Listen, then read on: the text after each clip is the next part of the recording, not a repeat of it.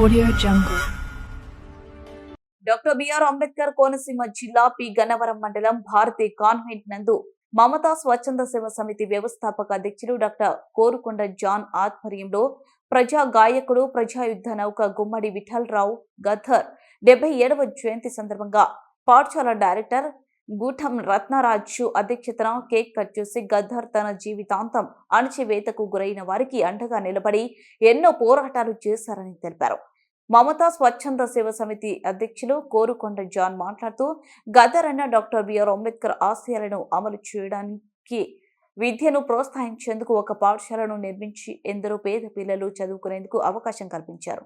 ఆయనకు భారత కేంద్ర ప్రభుత్వం పద్మశ్రీ అవార్డు ఇవ్వాలని కేంద్ర మంత్రి బండి సంజయ్ గద్దర్ అన్నపై చేసిన విమర్శలను వెనక్కి తీసుకోవాలని తెలియజేశారు. అనంతరం పిల్లలకు పెన్నులు పెన్సిళ్లు పంచిపెట్టారు.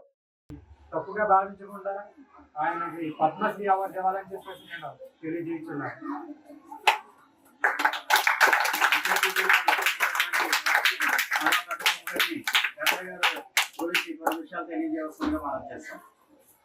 ఈరోజు మన భారత కాన్వెంట్ లో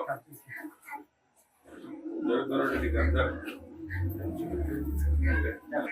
సందర్భంగా చేసినటువంటి మమతా సేవా సంస్థ చేసినటువంటి కోరుకొండ జాన్ గారు, అలాగే భారత కాన్వెంట్ ప్రిన్సిపల్ అయినటువంటి రత్నరాజు గారు, అలాగే మన మిత్రుడు వెంకటేష్ గారికి, విద్యార్థులు గారికి, టీచర్ గారికి అవసరం ధన్యవాదాలు.